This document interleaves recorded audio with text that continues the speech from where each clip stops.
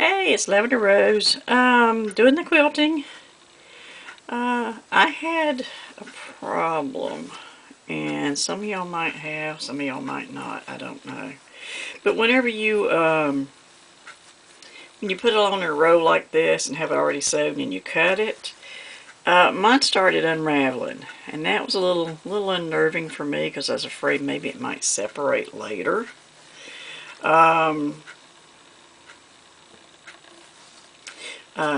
And so started doing it differently. Here's the squares. Not sewed together yet, but that's the way it's going to look. I don't know if you can see it that well or not. But it's real easy to get it turned around wrong, so you've got to make sure that all of your white are going in the same direction, and to give you the effect that you want.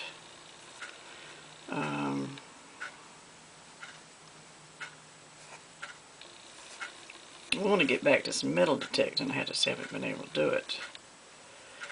Grandkids have been here and just all kinds of stuff going on, so I haven't been able to. But anyway, so here's what I'm doing. I've got it marked off at 2.5 all the way across, and I'm just lining up my jelly roll.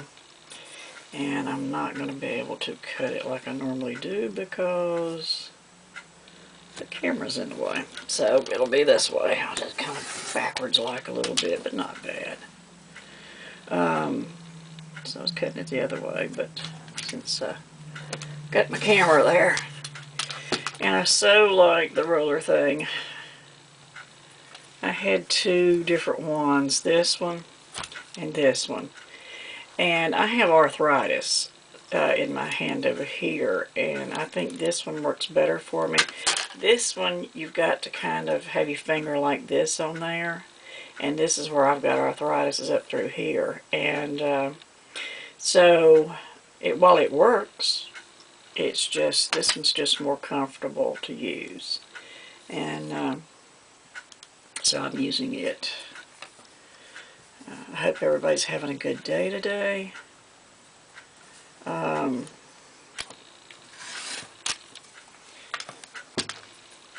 wish I had one a little bit smaller than this one. I like this grid, this is good, but I need one a little bit smaller probably to cut these out. So that's what I'm doing. Instead of sewing them in a row, I'm cutting these little pieces out and then I'm sewing them together. And as I sew them together, I'm just leaving a little space in between each one. And let me see if I can show you what I'm doing. Click that back out. This one stays in, so you have to be careful about that and be sure you reject it. Because if not, then you could have some serious problems. Let me get these put maybe here, and here, and there, and there. And I will show you what I'm doing. Here's the machine. Hopefully you can see it and see what I'm doing. So I'm just taking them two at a time. And, well, I've got more than two there.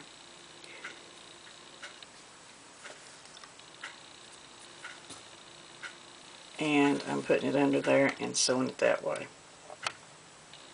Now, what I am doing, I am stitching just a little bit and then backing it up. Because I want it to be locked. And when I'm getting to the end, I'm not cutting it loose. I'm just going to grab me another one and stitch it. And you leave a little space there because that way you'll have a thread that will stay there when you cut them apart. I don't know if you can see that or not. Let's see if I can scooch you up a little bit more or something and kind of get you in there. This way it stays. You don't have to worry about it. Like when I was cutting it apart, which I don't particularly care for that. I'd rather do it this way. It may be a little more trouble, I don't know, but either way, I felt like I had to go back and maybe stitch the other ones that I did, that I had cut in two and cut the threads, because they were coming apart. And in a quilt, you want it to be very, very sturdy. A quilt has to be washed, it's thrown around, people are sitting on it, and if you got grandkids, they're probably crawling across the bed, or if you got an animal that sleeps with you, it's going to be running across the bed. So you got to have it to where all of your little, all your stitches to stay put. You know, so this is what I'm doing. You can see. I'll just stop it real quick and not do them all.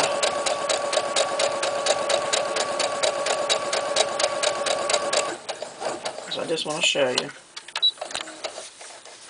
And see, when you get it, it's all in a row. And it's all got string in between it, just like this. See? And that way, when you cut it apart, then you've still got strings on both sides, just like that.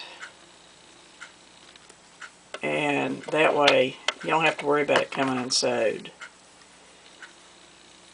So that's the way I've been doing them. Still got a lot to do, a lot more to do. But I've been going along and I'm cutting my little piles up like this. And then I'm going to sit down and sew them. And I'm not going to do them all at one time.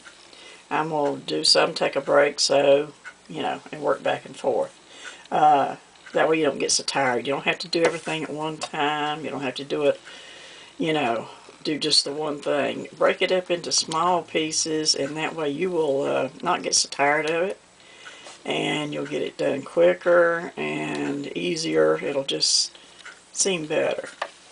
But that's the way I'm doing it now. And I will give you an update when I get back and get some more done. Please subscribe, like, hit that bell so you can get my little videos coming to you. And have a great day. Bye for now.